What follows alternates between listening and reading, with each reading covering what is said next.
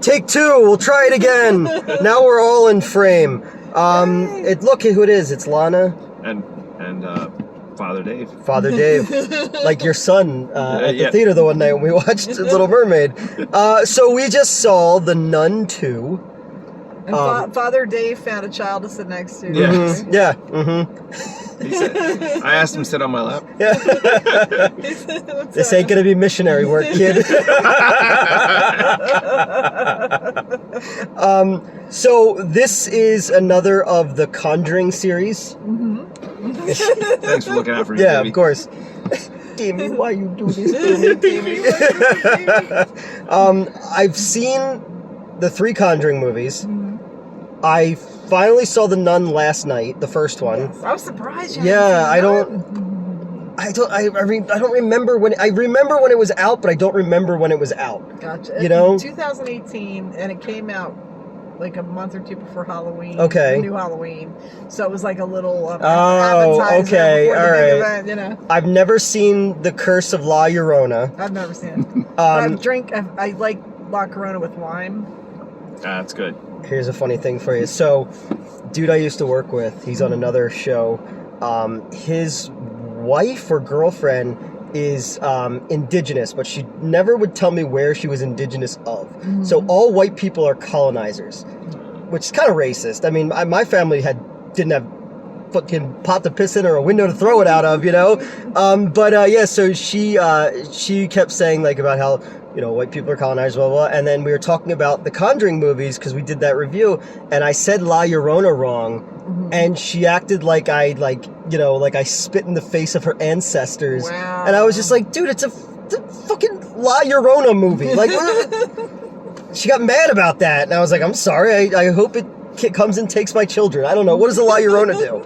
That's weird thing to get offended by. Yeah, really? Like, it's like offended by everybody. I'm gonna pronounce Annabelle wrong, and you're gonna get mad at me. Like, we were talking about that. We both like the third Annabelle movie. I love the third one. Yeah, where it's basically like the first. Yeah, I'm sorry. Yeah, it's basically like the Friday the 13th TV show, where like all the things in the house come alive, and they're like the Warrens, who are like the greatest con people in history. Like they're just straight up con men. And they made a whole career out of it. Like, well, I'm cool with that. It's fine. So. They give us a lot of entertainment. Yeah, I remember them back on like In Search Of when I was a kid and stuff like that. But yeah, and these movies are so overtly Christian too. To be this like powerful franchise, these movies are like super Christian, you know. So the first one. You were saying that you really liked it because of the cinematography the first movie. Well, I didn't think it was good as far as the story or scaring me, but I love the cinematography. I think it's Taysa from Mika. Am I saying it right? But it didn't scare me. I just thought the nun looked like Marilyn Manson. I don't think Marilyn Manson's scary. Well, he kind of is now. But well, if you're certain women in his past, they're pretty scary. Because the nun started in like Conjuring 2, right? Wasn't there like the painting and like she like put her hand? Okay, I remember that. And that one was based on the Enfield poltergeist. I remember the In Search of that one. The first one was kind of like a little Silent Hill kind of vibe. A little I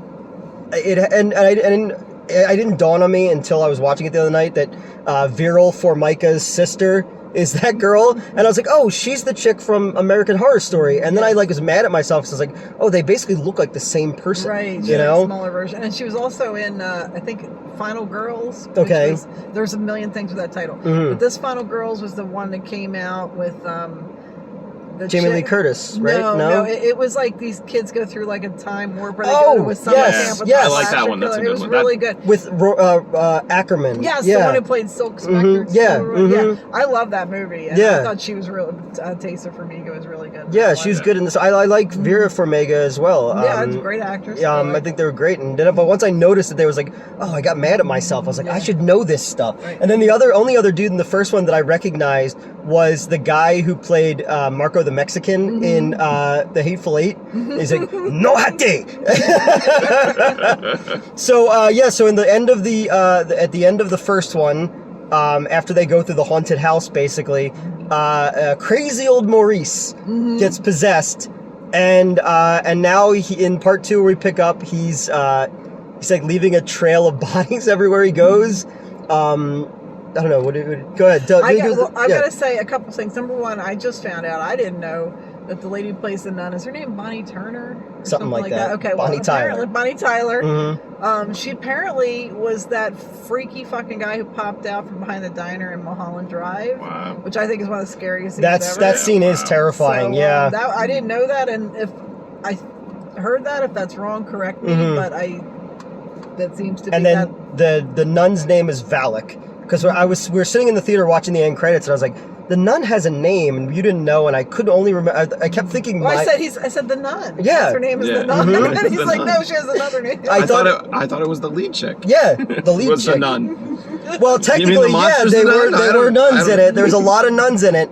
But yeah, her name is Valak, and I kept thinking Mayan Bialik, who was Blossom. I don't know why that popped into it. There's a scary person. Every time there's a jump scare, it goes, whoa! That's a joke for a show called Blossom that came out before your parents were born. Yeah. So this one, they basically are like, hey, Vera Farmiga's sister, you need to go and perform another miracle. And she's like, what? And then like her plucky black friend comes with her. Yes. We got diversity up in here now. Was it for no reason? Sister Karen. Yes. It was funny. You went to the bathroom. And his sister's named Karen, so I always feel because she's the sweetest girl in the world. But there was a scene where the black nun says this hotel won't let him in. The Visa Vermiga, whatever it is. She made a reservation, and they're like, we can't find it. You're not on here. And then the black nun was like, we're going to take care of this. And she's like, let me speak to the manager. I said, okay, sister. Wouldn't it be awesome if she took her habit off and she's got the Karen haircut? Yeah. And shouldn't those people isn't like no room at the inn like a good thing for them? Like that's where like their guy came from, right? You know? Don't you ever think that the nativity story is really the meanest Yelp review in history? If you really think about it, because like the fucking guy, he's like, you don't have a reservation. I'm sorry that your wife is pregnant, and they've been hammering this poor shop owner for thousands of years. Right. So her friend, sorry to bring it to a dead stop. Yeah. Sorry, I had a Mitch McConnell moment. I know, right? Tell me when. Her friend was later it ties into another franchise where the same character was played by Whoopi Goldberg in Sister Act. Yes, this is a Sister Act prequel. This is a Sister Act prequel. And Nuns on the Run as well. Yeah. And Nonsense. Nunchucks, the 3D trailer that I made. Yes. And every porno where a chick's dressed like a nun.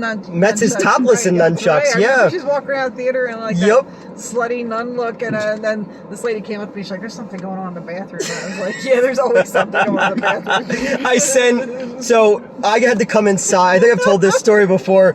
At the time, Metz's boyfriend was this really controlling dude. Oh, yeah. And I had to come inside for the scene where they get the blood sprayed on them. But I'm the director, so I'm directing it over the phone behind the door. And they were like, and we had a girl who worked there, Natalie, who was like very preppy. You know, her life was perfect. And she's like, haha, you didn't get to see Metz's boobs. And I was like, whatever. So I sent her into the bathroom to go change the paper towels. As Metz is standing there nude, being wiped down by her boyfriend, she came out and said, I saw Metz's boobs. And I went to give her a high five, and she just kept walking. Yeah, we made a Wasn't he like guarding her and being extra? Oh, yeah. And you were like, dude, you gotta, nobody's trying anything, man. Like, Joey, he's not gonna do it. Yeah, exactly. Joey doesn't even know what to do. No, he's like, I understand sex is a construct, but I've never had it before. Joey was like EGA, so like Stemlo. You go to his house and his dead relatives are just skeletons around the room. Go ahead. I just really want to bring up, there is the freakiest goat scene in the movies. Yeah. This has the freakiest goat scene since The Witch. And it actually terrified me, and I don't get scared by it. It's hard I'm old, it's hard to scare me anymore with a movie, like genuinely scare me, but that scene really freaked me out. There were two, I was like, that was fucked up. There were two really, it was really well done. Because there's like a stained glass window, and the kids play this game where you're supposed to stare into the eye, and if you look, it's the devil. And when some kids do. Some kids do. Yeah. But when they do it, like the goat's gone from the mirror. And there's this like goat man monster. It was pretty cool. I was like, that could be something that they could. And he charges. I always get freaked out when stuff charges at the screen, like in Pet Cemetery.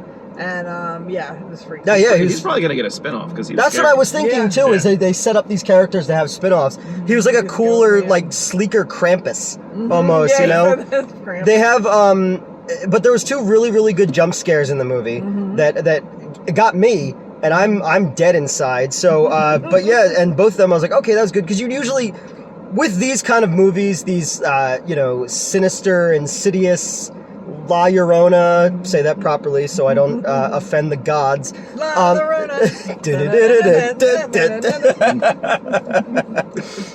The knack is like, what the fuck? What if that song was a warning and it's like, remember Unbreakable, like cave drawings were like a warning to us about gods and superheroes, and then they became cartooned over the years. The Knack was trying to warn us of La Llorona with their song, and we weren't listening. No, we were not. We were not. Nope. It's like the slow down, scary version of My Sharona. And the it's like did you see Nope?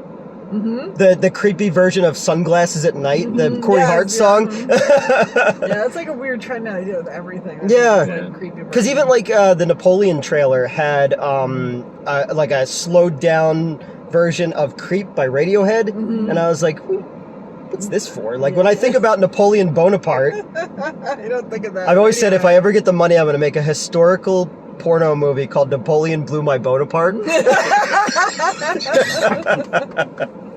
Very good. Yeah, I like it. Waterloo. Go picture.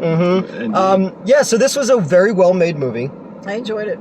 Yeah, much more than the first one. This one actually had action and scares, and it was done with a lot of care and detail. Yeah, and really they put time into it and really. Because that's what I was thinking is, again, you have these movies, these Insidious and all this kind of stuff, that are just there. As soon as the soundtrack cuts out, you know a scare is coming. Yeah. And this one did a pretty good job at that, where it wasn't as blatant. Like, there was a couple fake outs that I really liked the scene with, like, the little girl who looked like, did you ever see, like, you ever look at lists of, like, the worst comic books ever? And there's one where the girl's, like, called Heidi, the girl who loved swastikas. Oh, that's crazy. And it was, like, from Germany, and that little girl in this movie who I think might wind up dating crazy old Maurice. The way he said it's from Germany, like, I couldn't figure that out. I don't know, you know. Well, you know, some people like to point out that it originally, wasn't it, like, Chinese originally? Probably. You know? Probably. I don't know.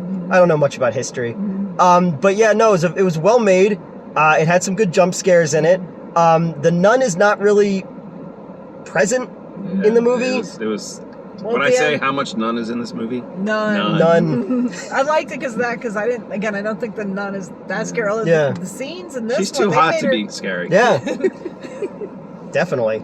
They made her scarier in this one. She was really creepy. But I like that they put in new characters. Yeah, I do like the stuff of, like, just her shadow. I like when crazy old Maurice is walking and the shadow that casts behind him is her on the church. Oh, that was kind of cool. I thought when the fucking priest just catches on fire was really cool. There's a kid who gets killed and really it's violent and all fucked up. Yeah, I was saying to you guys when we were leaving, I was like, I like movies where children are put in harm's way. More of that. Exactly. Not dogs or cats. I get upset. No, not of that. And the girl who gets killed looks like she's supposed to be Diane Kruger's character in Inglourious Bastards, almost. You know. Very true. But yeah, no, this was good. It was fun. You know, it was. I wouldn't put it up there with the first 2 Conjuring movies or anything like that. But if you're gonna see just like a scary movie that's a period piece, it looks like it was well made. The score was kind of underwhelming. It didn't feel like there was much there to kind of crank up the tension. I don't know. I don't think I liked it as much as you did. But I also didn't think it was bad, and I didn't think it was like one of those like, oh my god, another fucking jump scare movie, you know? And I'm not saying it was I mean, it had its flaws, but I was surprised because, again, I thought the first one was a little but this one genuinely scared me, and I really just like how great it looked. Yeah. I mean, just from the very first shot of the movie where it's around that corner in that street and like Germany or Italy or wherever they were, and he's backlit in like almost like a copper lighting, and he's kicking the soccer balls. Like, oh, this is great. And there's a lot of little things. Even like the last shot of the movie where she's holding the what do they call that? The rosary, and it's just her hand in the rosary, and then him framed behind it. Looked almost like a Sergio Leone type of shot, almost, you know. So stuff like that, you could tell that they put a little effort into it, because in the first movie, the director got fired, and then James Wan, another guy, had to come back in and like reshoot big chunks of that movie to finish it. Oh wow! Yeah, so I don't know. Yeah. I still have never seen the first. The use of color is really great in this too, because some scenes are kind of like tan and more earthy, and then suddenly there's these bright colors, like the stained glass windows. Yeah, or the bright blues. One cool scene in the movie was like, again, the thought went into this.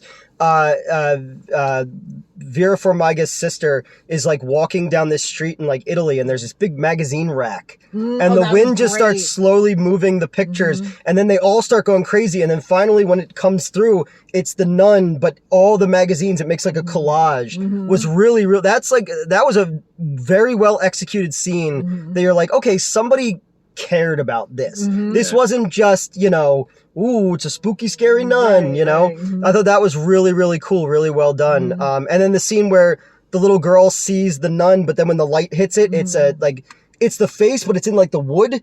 Yeah. That was creepy as fuck. Because then I said to you, I was like, wait, why would that even be there? Right. You know? Yeah, why would you keep it?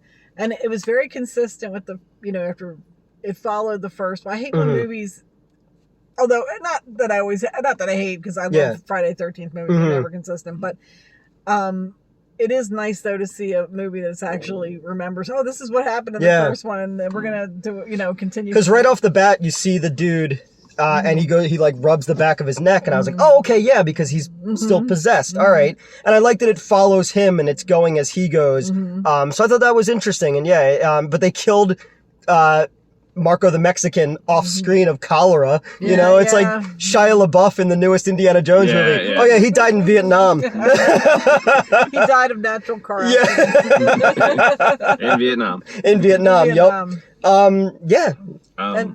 I do have a question, because I didn't see the first one, but was the creepy altar boy in the first one? No. Or is that's like a new character? Because he was that was cool too. Yeah. That, you know, another thing this reminded me of, The Devil's Backbone. The Guillermo del Toro movie. There's a lot of that. But the one head mistress of the what is it? Is it like a private school or like a seminary? What is where the girls at?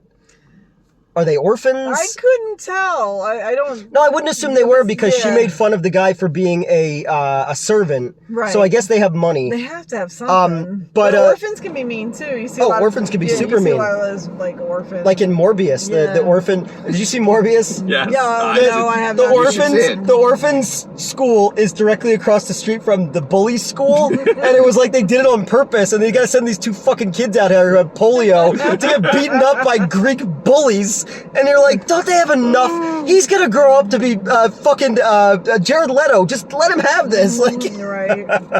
Oh God, I don't. I'm not gonna watch it's terrible. It's pretty bad. But it was funny. It was because I always had the idea I wanted to start BullyCon, and it would just be a bunch of bullies like will hang out in the parking lot outside of an anime convention or a video game convention, and just see who has the balls to go past these dudes. Oh my God! Let's get shirts. BullyCon 2024. Bring back bullying. They're all dressed up like 50s greasers. Yeah, exactly. Greased back hair. Wasn't it weird? Like you don't. I guess you don't see it as much now, but like in 80s horror movies, there was always people dressed like they were in the 50s. Yeah. You know, like those the two leather boys in Friday the 13th. Yes. The guy who gets the dude who gets the he gets a fucking he's like road Marlon flare. Brando in the Wild One. Yeah. But I'm like, where are they going? They're like, we're gonna get to a late screening of Can't Stop the Music. We have to hurry. I was showing. So one of my employees today is getting into movies, and she didn't believe me about some of the things that I told her existed. So I showed her the Xanadu trailer today, and then I showed her the Can't Stop the Music trailer, and she's like, what the fuck was wrong with this country back then? I was like, back then? Have you looked around now? So The Nun 2, would you say thou shalt see this movie? Thou shalt see this movie. Take your kids, because it'll fuck them up for life. Yeah. Yes. Again, it was much better than I expected. And I also, this has nothing to do with the movie, but we have to document the moment.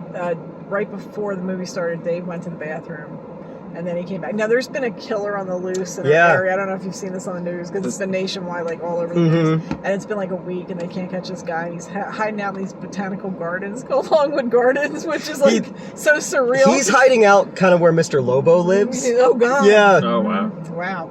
So, you know, it's been a very unsettling time. He's been breaking into people's houses and just freaky shit like out of a horror movie. So Dave comes out of the bathroom and he's like, "Oh, they caught him." I think one of your sister. Yeah, my sister texted said they caught him. Yeah, so I'm like, "Oh, this is a big moment. Like, we'll have to talk about it." I was all excited, and I'm like, "Can we get out of here? We gotta like Google and all this." Yeah. So then we get out of the theater, and Dave double checks the phone, and then he's like, "Oh, they didn't catch him." I said he's still at large out there. Yeah, he said he's watching the movie. He's watching the movie, and Dave looks over at him and he goes, "Shh," and then he spider walk. You saw how this guy escaped from prison. It's creepy. He literally fucking like spider walked up the wall and got out of jail. And you're like, what the fuck? Yeah. So imagine him doing that in like the theater behind us, you know? Oh, also the filmmakers of this movie have seen Raiders of the Lost Ark. Yes, that is true. Because there's the whole scene where the eye shines a light as to where the thing is, and then also a little bit of when Toth grabs the amulet, when that box that now is important but really had nothing to do with the movie. Right. It's like, oh, we have to find this Altoids box that has the eyes of a saint in it. It's not Sucrets. No, it's not Sucrets. Definitely Altoids. Yeah. And another thing I loved was there was a scene where it was almost like a campfire scene from the Friday the 13th movie. Yeah. Where the nuns are telling the story about what happened in the first one, and Taysa Farmiga's like out like in the other room when she overhears them. They're like, "What happened? And what happened to the girl, the nun?" And they're like, "Oh, they said she went crazy." And that. And I'm like, you just need like Paul the Dork. Yeah. 13th part 2 to me. They're the nuns. Like, I love how like just show her like that wasn't me. Yeah. No, I don't want to spook you guys, but I'm going to set it straight about Jason. They stopped doing that after part 4. Yeah. Those are great. I love the opening scene of Friday the 13th part 4. That like montage of all that's some of the greatest stuff in a horror movie because it's so well done. The build up. Even if you've never seen the other ones, then you get like a great pretty much it's everything happens. 4 is arguably the best one. It's not my favorite one, but it has the most characterization of everybody. Like, you actually give a shit about, like, the kid from The Last American Virgin and Crispin Glover and all that. I'd say it's in my top 3. 5 is my favorite. 3 is my favorite because that movie actually creeps me out. We saw it a couple months ago. Yeah, we saw it at the Colonial. They did a 3D night with that and Amityville 3D. Yeah, Dave loves Two Potato Sack Jason. So the town that dreaded sundown. Yeah. I think 3 is really actually kind of scary. And then 5 is my second favorite because it's so fucking dark, sleazy, and cruel, and sleazy, and mean, and funny. And I'm like, and you know, the dude who directed it was a porn director. Yes. So you're like, tell. Oh yeah, yeah. It's just that fucking the sex scene in the woods. Yes. Yeah. And then 4, I think will be my third favorite. Yeah, 4's definitely got the best cast. I'm not, and then 6 on, I'm like, eh. I love 6. 6 fun, but 7 I really just like the sleeping bag scene. I love Kane Hodder certainly. I met him a few times, and he's really a good guy. 8 is just dumb fun. I mean, well, then again, here we're going into Friday. I know, right? I'm sorry. Yeah. Well, the nun versus Jason. That would be great. Yeah, and then I unapologetically love Jason X though, because it is just schlock, you know. The Colonial's going to do Jason X and Freddy versus Jason in October if you want to come see it. I got a review. I guess I'll tell it now. I broke up with a girl over Freddy versus Jason. Wow. Did you? She did not. She knew what a horror nerd I was. This was like, that movie came out in like 02, 03. 03. I was dating this girl Amber. She worked at Fashion Bug, and I ran the movie theater. She had a summer job because she was at college. There's a name I haven't heard in a long time. So she had a summer job at this women's clothing store, and I was working at the movie theater, and we were dating and stuff like that. And I would always do everything she wanted to do. She wanted to go smoke pot. She wanted to do this and that. I would go along and whatever. But she knew that I had opening night tickets to Freddy vs. Jason at the Echo Multiplex, and I wanted to go so badly. And she threw such a fit over it, and we just got into this big argument. And my friend Kevin is sitting in the back seat, and I'm like, dude, I don't want to have this argument with you. to. So she's like, well, if you go to that movie, we're broken up. And I was like, I guess we're broken up then. Yeah. So I went and saw Freddy vs. Good Jason. for you. You made the right move. And then over Thanksgiving break, I guess she was like looking for like a dick appointment. So she called me up for that, and I met her in a dentist's office parking lot and just dicked her down there, and then was like, peace. They call you Novocaine. That's right, they do. Your legs are going to be a little numb later. Because I hit them with a car battery.